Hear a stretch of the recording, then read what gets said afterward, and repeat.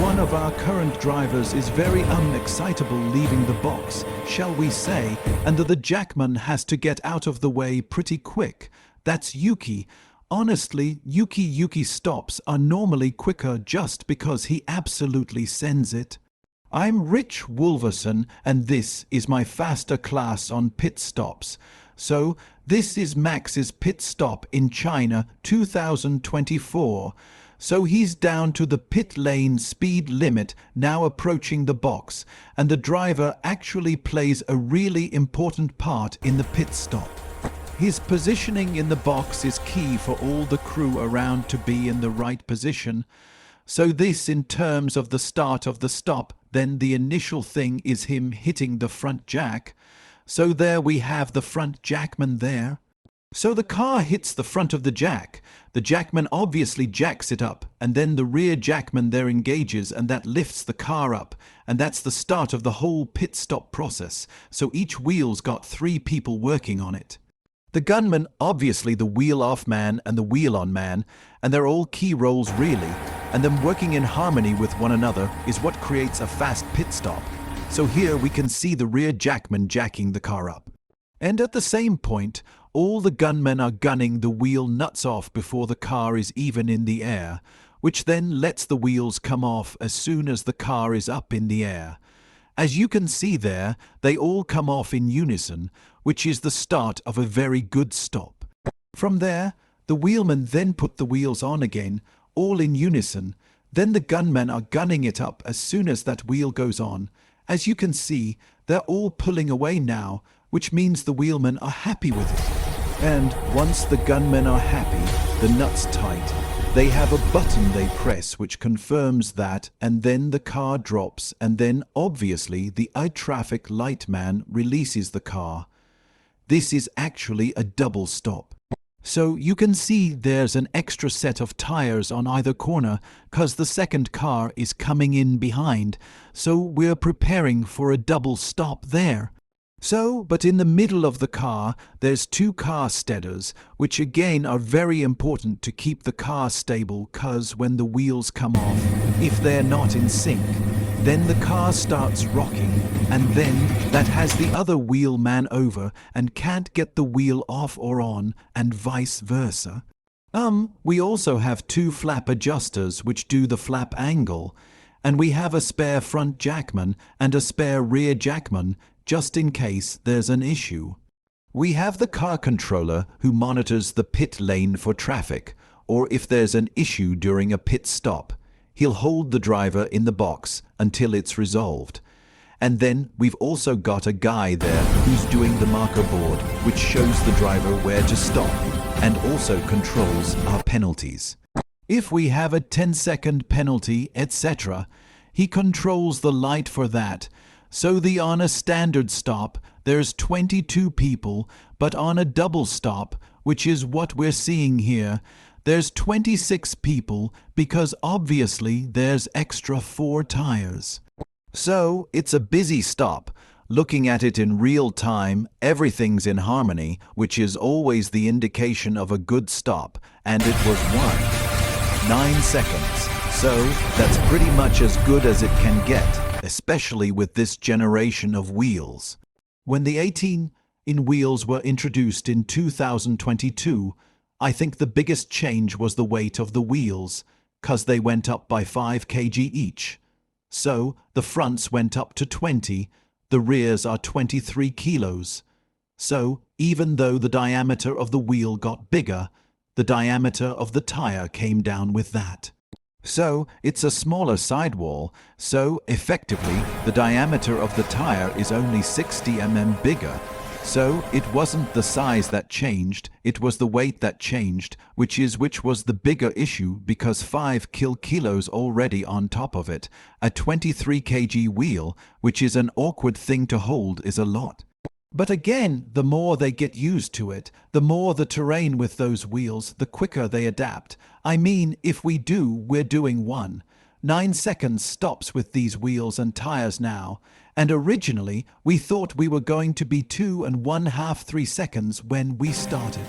Not that far away from where we were with the 13 in wheels. Now, to be honest, they make it look easy. If you went and picked that up and tried to do that yourself, it's not, and it's embarrassing if you to be honest with me. If you tried to do that yourself, you wouldn't be able to do it. And again, they spend a lot of time doing mobility and functional fitness, etc., just to get their body to be able to do that repeatedly, because otherwise they're going to injure themselves.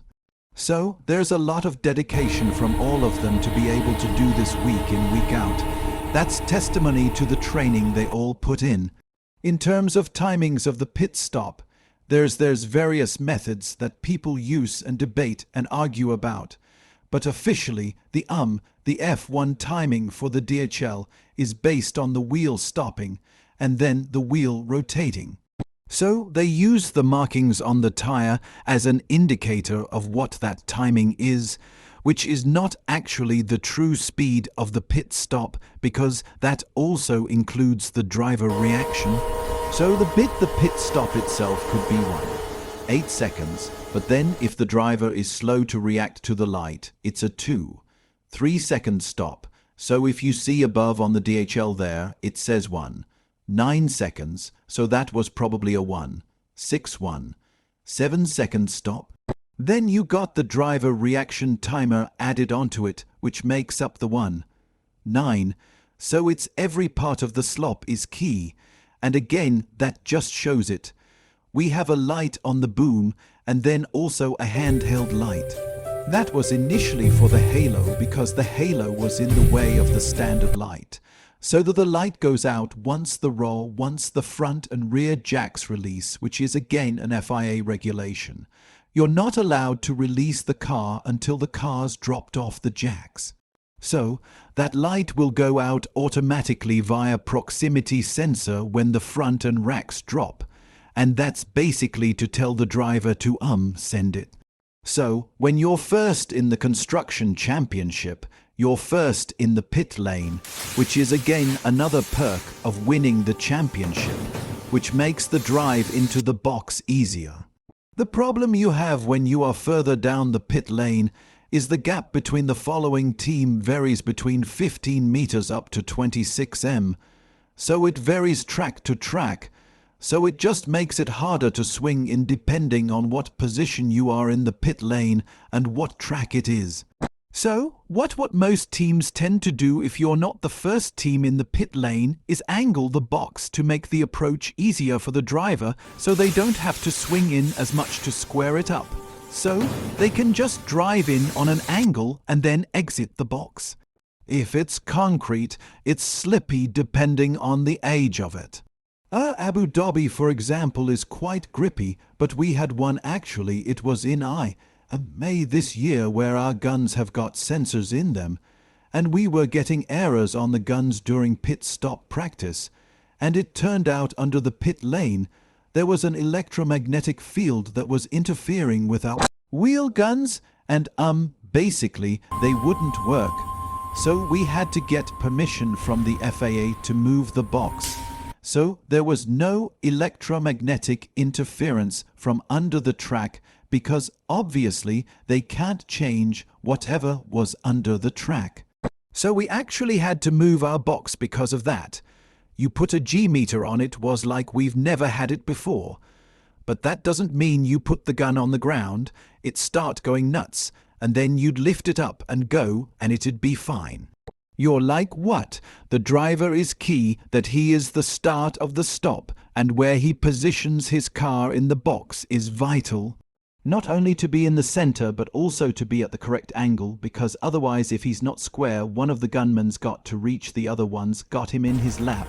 The wheelmen are out of position, so it just puts everyone out of position if the driver's not square to the box. And again, if he long similar issues, so him hitting the marker board there in the center of the tire, that looks pretty good, him stopping in the correct position, will naturally help the others perform their job. One of our current drivers is very excitable leaving the box, shall we say, and the jackman has to get out of the way pretty quick. That's Yuki. Honestly, Yuki stops are normally quicker just because he absolutely sends it. A front wing change is naturally a longer stop. We obviously have the spare front wing ready with 2 people holding it, but that means we also need to remove the wing from the car. But to remove the front wing from the car, you need 4 people with adjuster guns to do that, which is where you see them stepping in here. They've got guns to undo the nose box from the chassis, so there we go. You see a gun there, so we got 4 attachments of the nose box to the chassis, so we need 4 people to get in and undo them, and there's not a lot of room to get in there to do it. So because of that, we don't have a wheel-off man because 1, they're the ones adjusting it, and 2, there's no room for them because they're all in the area where the wheel-off man would be, so the nose box is gunned off with the adjuster guns. They pull the nose away, then the spare one goes back on, and again you can see all 4 people doing the guns up, and off we go. Because the front wing's damaged, we can't jack it up on the front wing, obviously. So we have a side jack that goes under the floor and that lifts the car up in the air.